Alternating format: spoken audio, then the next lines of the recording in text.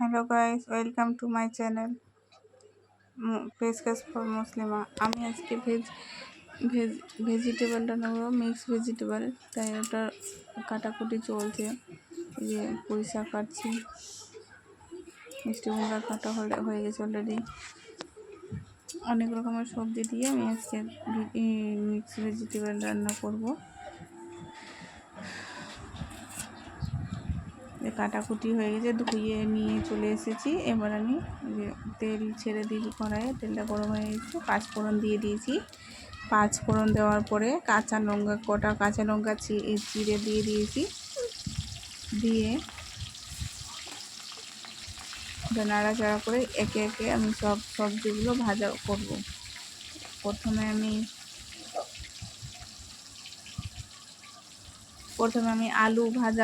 আলুটা ভেজে নিব।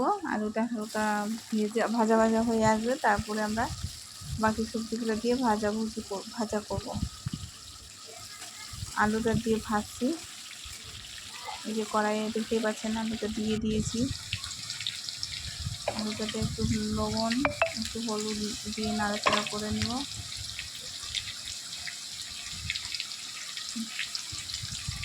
আর গাজরটাও দিয়ে দিয়েছিলাম, আর সেটা মিস্টেক হয়ে আপনাদেরকে দেখাতে পারেনি। এই যে উঠিয়ে নিয়েছি, ভাজা হয়ে গেছে, উঠিয়ে নিলাম।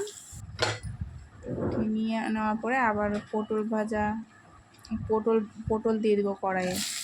পটল হালকা ভাজা হয়ে আসবে, পটলটা দিলাম। 5 মিনিটের ভিডিওতে কতটা কী দেখাতে পারবো সেটা তো বুঝতে পারছি না, ওই জন্য কিছু জিনিস আমি শেয়ার করছি যেটা ভালো লাগে।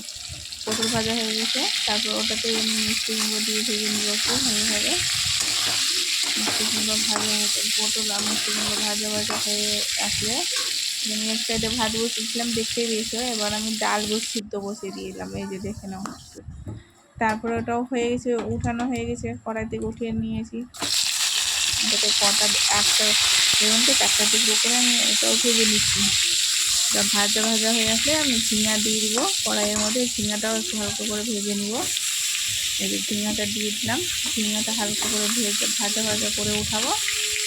হালকা ভাজা হয়ে আসলে তার মধ্যে আমি পুঁই ডাঁটাটা যেটা কেটে রেখেছিলাম, পুঁই ডাঁটাটা আমি সেটা দিয়ে দিব।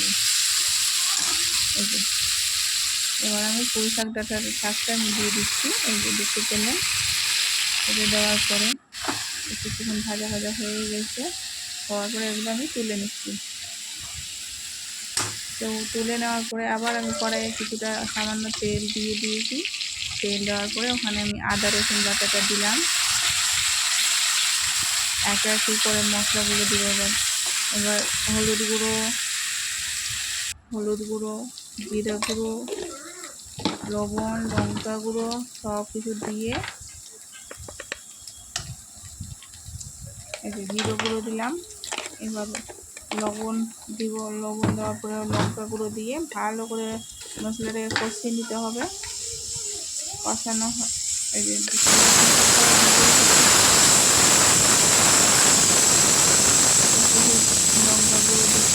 এবার লঙ্কা গুঁড়ো দিলাম।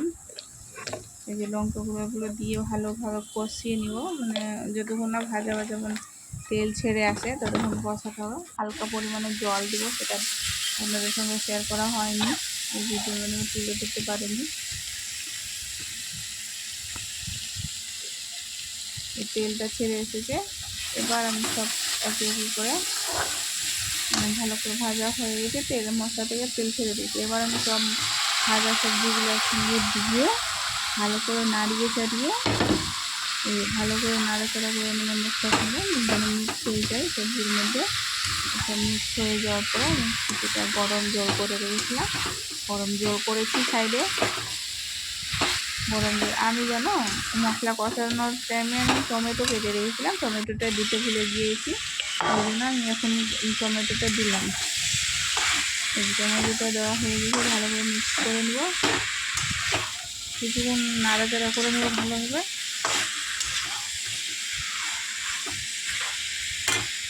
তারপর এখানে আমি গরম জল অ্যাড করেছি।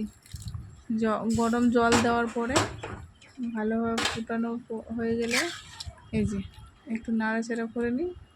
সব সবজির মধ্যে মানে জলে ডুবিয়ে থাকবে সেরকম থাকবে। হয়ে যাওয়ার পরে এই যে দেখতেই পাচ্ছেন তো এটা কি সুন্দর লবণীয় লাগছে, মানে যে লোভ লাগছে দেখে দেখে। এই যে হয়ে এসেছে আমার সবজিটা হয়ে এসেছে। তারপর এখানে আমি গরম মশলা দিয়েছি, সেটা মানে ভিডিও ক্যাপচার করতে ভুলে গেছি। যদি রেসিপিটা ভালো লাগে তো